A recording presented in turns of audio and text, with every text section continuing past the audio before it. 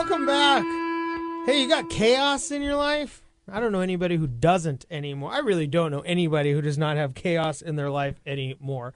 Laura Leist joins as founder and president of the name of exactly that, Eliminate Chaos. And Laura has authored 8 books, is a past winner of Puget Sound's Business Journal's 40 Under 40, and is a highly demanded speaker and presenter on business productivity and organization in the workplace and at home. Hi, Laura.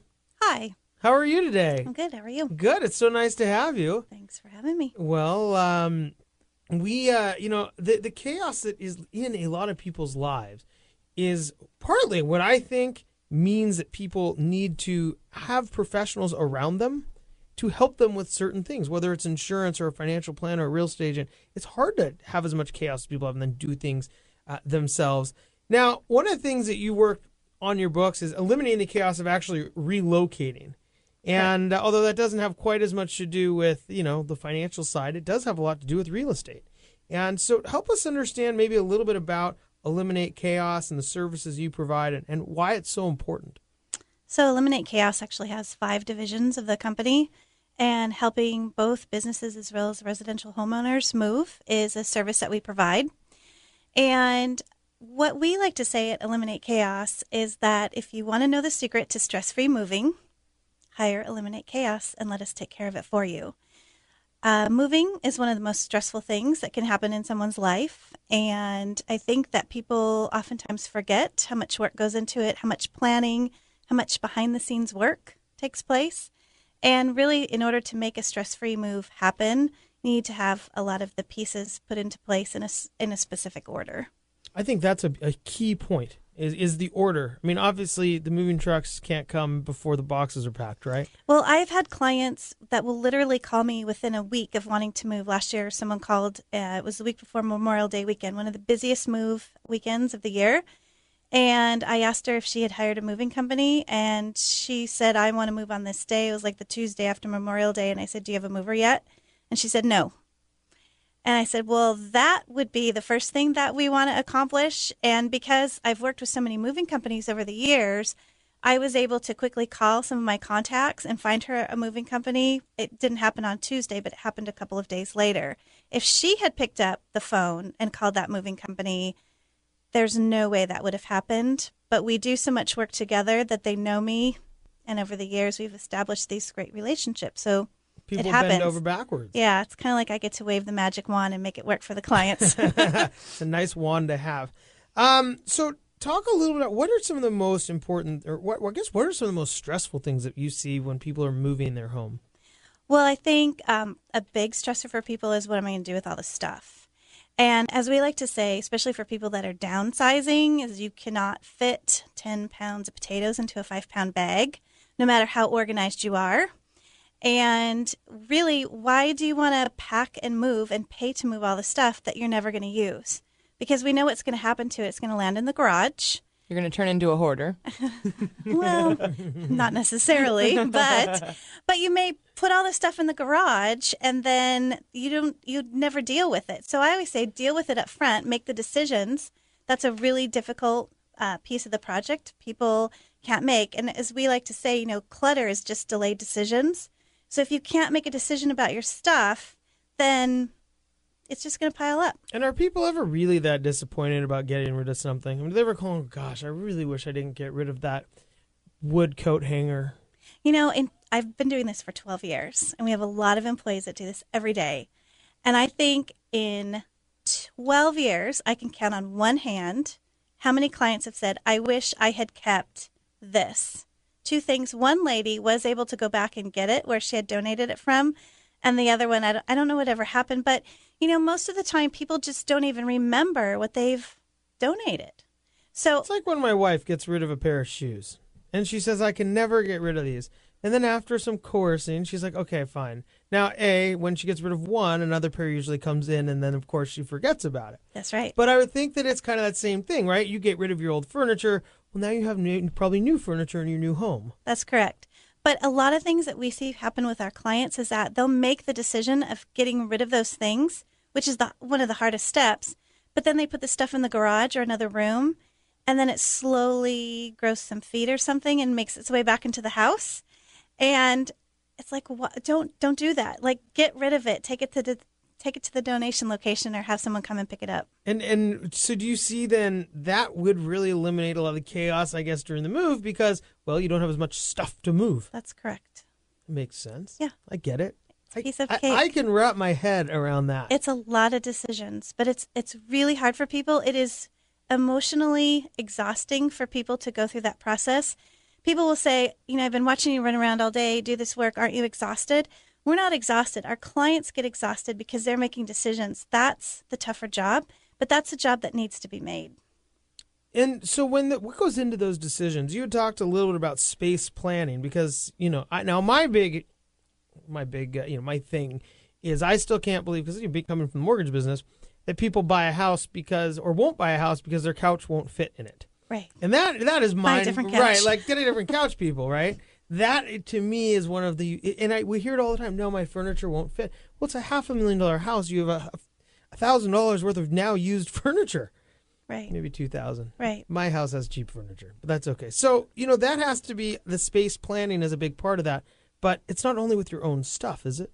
Well, there's a little bit of the space planning of the stuff and the furniture. And while, yes, it is easy to get different furniture, what I see a lot of times happen, and this just happened with an executive that we moved in and got him all unpacked and organized a couple weeks ago. They came from a different home. It was a different style of home. It was an older home that actually had larger closets and storage.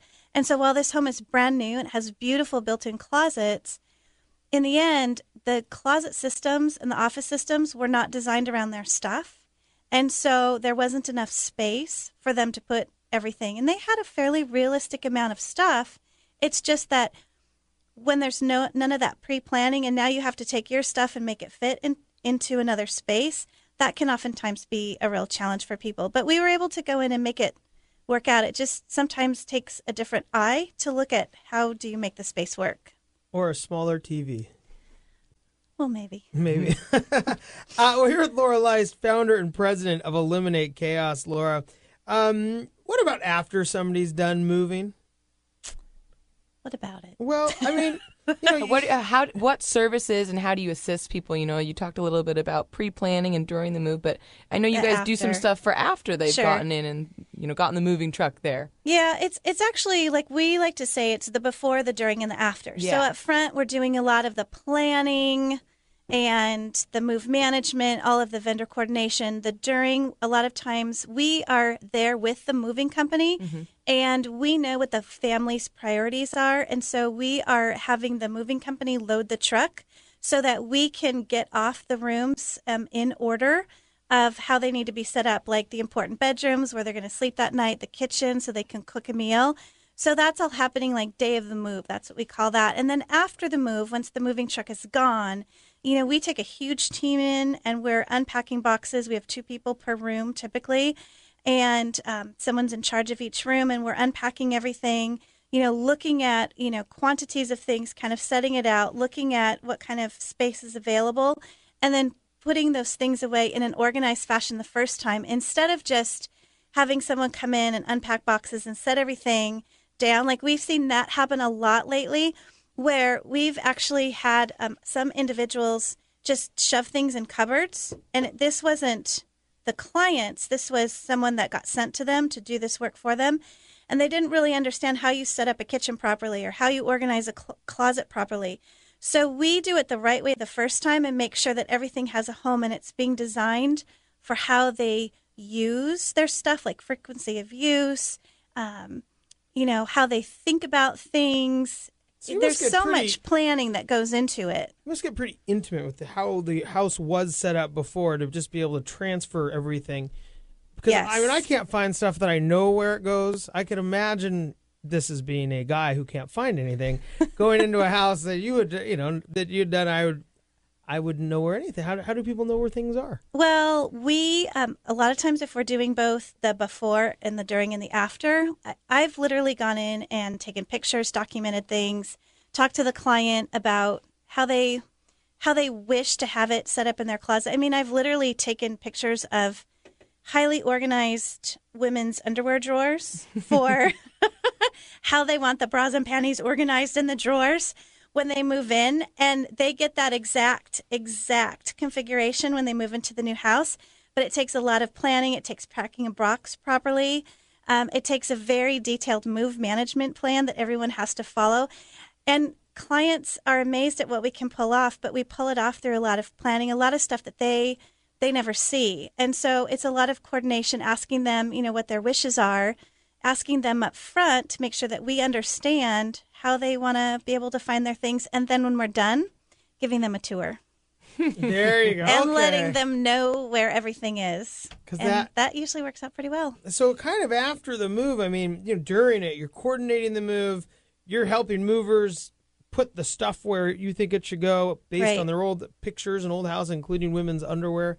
And then, unpacking, organizing these boxes, and then really coordinating them with their new house. I mean, there's almost this element of introducing them to how they can live from now on. That's right. And also coordinating oftentimes a lot of other vendors that need to come in and do things. Sometimes, a deep clean before they move into the house.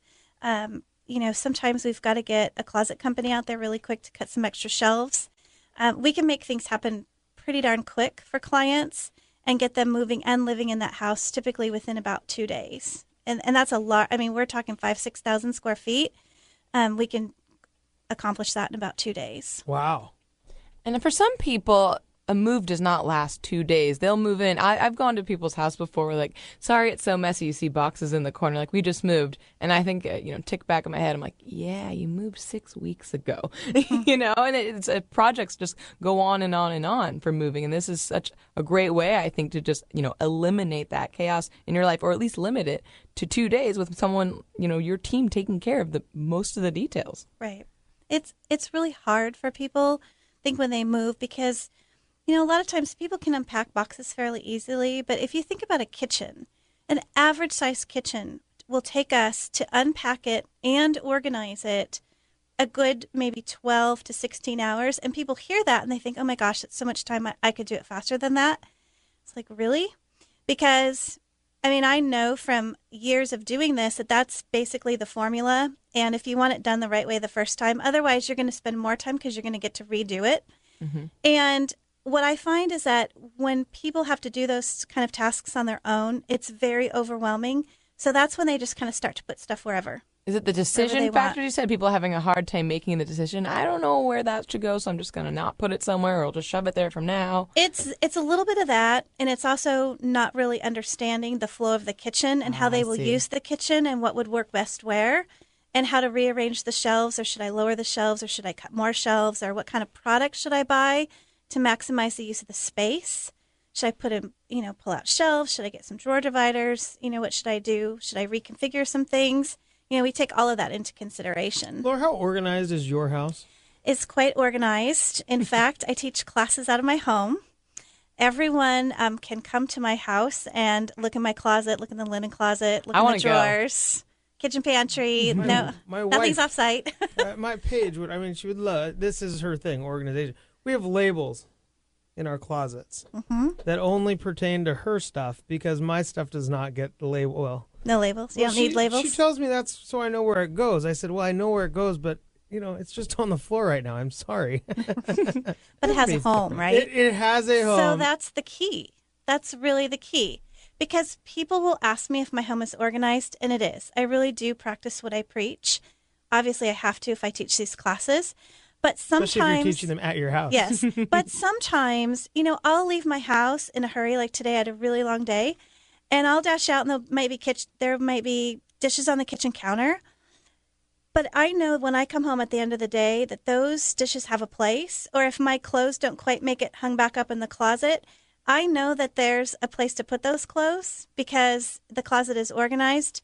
Whereas I've seen some people live out of 5 or 6 or 10 laundry baskets because there's no home for everything. There's no home, yeah. And there's too much for that space. Interesting. Yeah. Well, speaking of these classes that you teach, what are some of the other areas you said you had? I just want to touch on real quick. You said you had 5 arms of the company. So where are the other areas you help, and kind of will you explain a little bit of that services? Sure. So We provide residential organizing services, and those services are designed for people that are currently living in their home. We also provide home office organizing services, and we look at 4 different areas of home office. So we look at paper, electronic, and stuff management. So Stuff management. stuff management, as well as a space management. We also provide business productivity services. So looking at, again, space management and stuff management, paper information, electronic information. But you can really think of it as a difference of the visible and the non-visible forms of clutter, because oftentimes in a business, what's really affecting the bottom line for companies is the lack of the systems that allow employees to be productive, and those are really the non-visible things. And then we talked about relocations. We do that for both homeowners and businesses. And then the last one is speaking. Speaking. So classes, seminars. Oh, very cool. We're here with Laura Leist, founder and president of Eliminate Chaos. Laura, do you guys help people like on a monthly basis? Do you just keep coming in and reorganizing? Well, we have some clients that opt to do what we call our maintenance program, where we might go in once a month, once a quarter, once a year, and just help them maintain what we've already created. We do have some clients that are repeat clients, and they're repeat clients because they have another project, another area, they've bought another home, they're moving again. But our goal usually is to work ourselves out of a job, is to transfer those skills of organizing and setting up the system so that they can eventually maintain them, which is step 10 in the 10-step process. Got it. Maintenance. Well, Laura, I guess without maintenance, the chaos comes back, doesn't it? Yes. Well, thank you for joining us. Thank you. Laura Leist, founder and president of Eliminate Chaos. And man, I imagine everybody could go for a little chaos. I think I might be elimination. visiting Laura at her home in the very near future if she'll have me. You are now invited. And when we come back, Heather Moore is going to join us. Charles Tobin joins us, and we are going to address some more things that clients and people who are in the professional world and in ways they can work together. Ladies and gentlemen, we'll be right back.